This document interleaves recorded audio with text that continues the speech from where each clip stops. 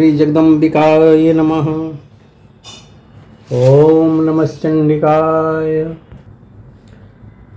नारद जी बोले, हे विषामपते, राजा तालध्वज के यह पूछने पर मैंने अपने मन में सम्यक प्रकार से विचार करके उनसे कहा, हे राजन, मैं निश्चित रूप से नहीं जानती कि मैं किसकी कन्या हूँ, मेरे माता पिता कौन हैं और मुझे इस सरोवर पर कौन लाया है।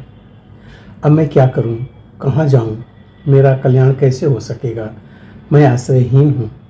हे राजेंद्र, यही बात सोचती रहती हूँ। हे राजन, दैव ही सर्वोपरि है, इसमें मेरा पौरुष व्यर्थ ही है। हे भोपाल, आप धर्मज्ञ हैं, आप जैसा चाहते हो वैसा करें। हे राजन, मैं आपके अधीन हूँ, क्योंकि मेरा यहाँ कोई भी रक्षक नहीं है। मेरे ना पिता हैं, न माता हैं, न बंधु बांधव हैं, और ना तो मेरा कोई स्थान ही है। मेरे ऐसा कहने पर वह राजा तालध्वज कामासक्त हो उठे और मुझ विशाल नैनों वाली की ओर दृष्टि डालकर उन्होंने अपने सेवकों से कहा, तुम लोग इस सुंदर स्त्री के आरोहण के लिए रेशमी वस्त्र से आवेष्टित एक मनोहर पालकी ले आओ, जिसे ढोने वाले 4 पुरुष हों, उनमें कोमल आस्तरण बिछा हो तथा वह मोतियों की झालरों से शोभित हो, वह सोने की बनी हुई हो, चौकोर हो तथा पर्याप्त विशाल हो। राजा की बात सुनकर शीघ्रगामी सेवकों ने मेरे लिए वस्त्र से ढकी हुई दिव्य पालकी लाकर उपस्थित कर दी। उन राजा तालध्वज का प्रिय कार्य करने की इच्छा से मैं उस पालकी पर आरूढ़ हो गया। मुझे अपने भवन ले जाकर राजा तालध्वज अत्यंत प्रसन्न हुए। किसी शुभ लग्न अथवा उत्तम दिन में राजा ने वैवाहिक विधि विधान से अग्नि के साक्ष्य में मेरे साथ विवाह कर लिया। उस समय मैं अपने लिए प्राणों से भी बढ़कर प्रिय हो गया। उन्होंने वहाँ मेरा नाम सौभाग्य सुंदरी ऐसा रख दिया। कामाशास्त्र अनुकूल अनेक प्रकार के भोग विलासों के द्वारा मेरे साथ रमण करते हुए राजा को आनंद मिलता था। राज्य के कार्यों को छोड़कर वे दिन रात मेरे साथ क्रीड़ारत रहते थे। काम कला में आसक्त उन राजा को समय बीतने का भी बोध नहीं रहता था। मनोहर उद्यानों, बावलियों, सुंदर महलों, अट्टालिकाओं, श्रेष्ठ पर्वतों, उत्तम जलाशयों तथा रमणीक कानन में विहार करते हुए मधुपान से उन्मत्त वह राजा समस्त कार्य छोड़कर मेरे अधीन हो गए। हे व्यासी, उनमें मेरी भी पूर्ण आसक्ति हो गई और मैं क्रीड़ा रस के वशीभूत हो गया। मुझे अपने पूर्व पुरुष शरीर तथा मुनि जन्म का भी स्मरण नहीं रहा। यही मेरे पति हैं तथा इनकी अनेक पत्नियों में मैं ही इनकी प्रिय पतिव्रता भार्या हूँ। संपूर्ण विलासों को जानने वाली मैं इनकी पटरानी हूँ। इस प्रकार मेरा जीवन सफल है, ऐसा सोचती हुई मैं दिन रात उन्हीं के प्रेम में आबद्ध रहती थी तथा उनके साथ क्रीड़ारत रहती थी। इस समय उनके सुख में, भोग में मैं सदा उन्हीं के अधीन हो गई थी। मेरा ब्रह्म विज्ञान, सनातन ब्रह्म ज्ञान तथा धर्मशास्त्र का रहस्य पूर्ण रूप से विस्मृत हो गया था और मैं उन्हीं में आसक्त मन होकर रहने लगी थी। हे मुने, इस प्रकार काम क्रीड़ा में आसक्त मेरे वहाँ विहार करते हुए 12 वर्ष एक क्षण की भांति व्यतीत हो गए। मेरे गर्भवती होने पर राजा को परम प्रसन्नता हुई। राजा ने विधि पूर्वक गर्भ संबंधी संस्कार कर्म संपन्न कराया। गर्भ के समय मेरी मनोवांछित वस्तुओं के विषय में राजा मुझे प्रसन्न करते हुए बार बार पूछा करते थे। तब अत्यंत प्रसन्नचित्त में लज्जा के कारण कुछ भी नहीं कह पाती थी। 10 माह पूर्ण होने पर ग्रह नक्षत्र लग्न था तारा बलयुक्त शुभ दिन में मुझे एक पुत्र उत्पन्न हुआ। राजा के भवन में पुत्र जन्म का उत्सव मनाया गया। पुत्र जन्म से राजा परम प्रसन्न हो गए थे।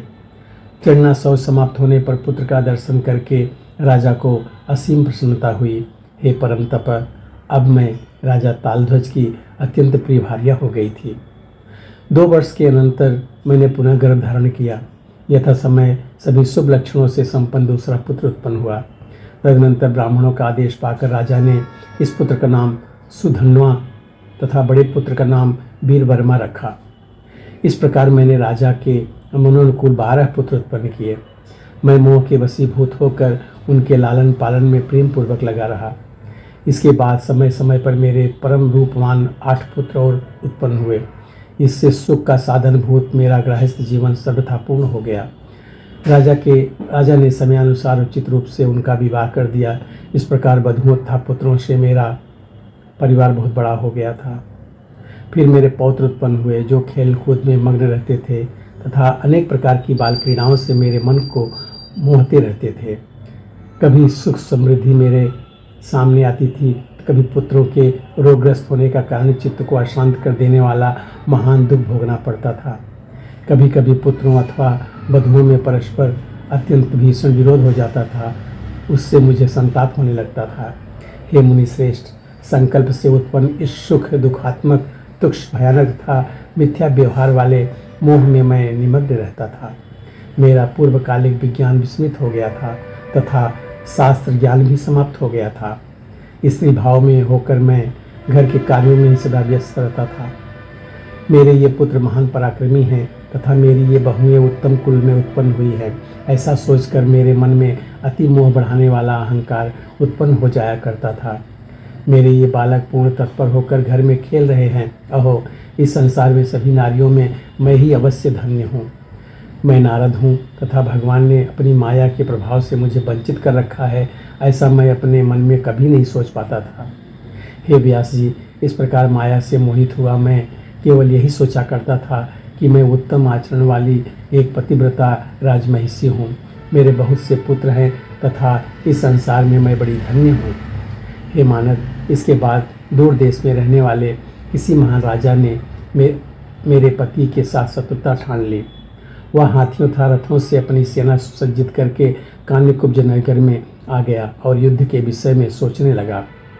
उस राजा ने अपनी सेना के साथ मेरा नगर घेर लिया।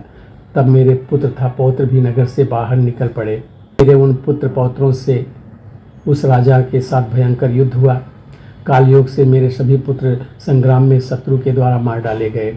तत्पश्चात राजा तालध्वज हताश होकर युद्धस्थल से अपने घर आ गए। मैंने सुना कि मेरे सभी पुत्र उस उत्तम भीषण संग्राम में मृत्यु को प्राप्त हो गए। मेरे पुत्रों तथा पौत्रों का संहार करके वह राजा सेना सहित चला गया। इसके बाद मैं विलाप करता हुआ युद्ध भूमि में जा पहुंचा। हे आयुष्मान, वहां अपने पुत्रों तथा पौत्रों को भूमि पर गिरा हुआ देखकर मैं दुख से अत्यंत पीड़ित होकर शोक सागर में डूब गया तथा इस प्रकार विलाप करने लगा। हाय, मेरे पुत्र इस समय कहाँ चले गए? हाय, मुझे तो इस दुष्टात्मा अति बलवान महापापी था दुर्लभ देव ने मार डाला। इसी बीच एक परम सुंदर वृद्ध ब्राह्मण का रूप धारण करके मधुसूदन भगवान विष्णु वहाँ पहुँच गए। हे वेदज्ञ, सुंदर वस्त्रों से सुशोभित वे मेरे पास आए और युद्ध भूमि में अति विलाप करती हुई मुझ अबला से बोले। ब्राह्मण बोले, हे तनवंगी, हे पिकालापे, तुम क्यों भी साथ कर रही हो? पति पुत्र आदि से संपर्क गृहस्थी में मोह के कारण ही यह भ्रम उत्पन्न हुआ है। तुम कौन हो? ये किसके पुत्र हैं तथा ये कौन है? तुम परम आत्मगति पर विचार करो। हे सुलोचने, अब उठो और विलाप करना छोड़कर स्वस्थ हो जाओ। हे कामिनी, मर्यादा के रक्षणार्थ अब अपने परलोक गए हुए पुत्रों के निमित्त स्नान तथा तिल दान करो। धर्मशास्त्र का निर्णय है कि मृत बंधुओं के निमित्त तीर्थ में ही स्नान करना चाहिए, घर में कभी नहीं। नारद जी बोले, उस वृद्ध ब्राह्मण ने इस प्रकार कहकर मुझे समझाया। तत्पश्चात मैं उठा और बंधु बांधव था राजा को साथ लेकर द्विज रूपधारी भगवान विष्णु को आगे करके तत्काल परम पवित्र तीर्थ के लिए चल पड़ा। ब्राह्मण रूपधारी जनार्दन जगन्नाथ श्री हरि भगवान विष्णु मेरे ऊपर कृपा करके पुण्य तीर्थ सरोवर पर मुझको ले जाकर बोले, हे गजगामिनी, इस पवित्र सरोवर में स्नान करो और निरर्थक शोक का परित्याग करो। अब पुत्रों की तिलांजलि आदि क्रिया का समय उपस्थित है। जन्म जन्मांतर में तुम्हारे करोड़ों पुत्र पिता पति भाई तथा बहन हुए तथा वे मृत्यु को भी प्राप्त हो गए। उनमें से तुम किसका दुख मनाओगी? यह तो मन में उत्पन्न भ्रम मात्र है जो शरीरधारियों को व्यर्थी स्वप्न के समान होकर भी दुख पहुंचाता रहता है। नारद जी बोले, उनका यह वचन सुनकर भगवान विष्णु की प्रेरणा के अनुसार स्नान करने की इच्छा से मैं उस पुरुष संजक तीर्थ सरोवर में प्रविष्ट हुआ। उस तीर्थ में डुबकी लगाते ही मैं तत्क्षण पुरुष रूप में हो गया तथा भगवान विष्णु अपने हाथ में मेरी बीड़ा लिए हुए अपने स्वाभाविक स्वरूप में सरोवर के तट पर विराजमान थे। हे द्विजश्रेष्ठ, स्नान करने के पश्चात मुझे तट पर कमल लोचन भगवान का दर्शन प्राप्त हुआ। तब मेरे चित्त में सभी बातों का स्मरण हो गया। मैं सोचने लगा कि मैं नारद हूँ और भगवान विष्णु के साथ यहाँ आया था। माया से विमोहित होने के कारण मैं स्त्री भाव को प्राप्त हो गया था। अब मैं इस तरह की बातें सोच रहा था। उसी समय भगवान विष्णु ने मुझसे कहा, हे नारद, यहाँ आओ। वहाँ जल में खड़े होकर क्या कर रहे हो?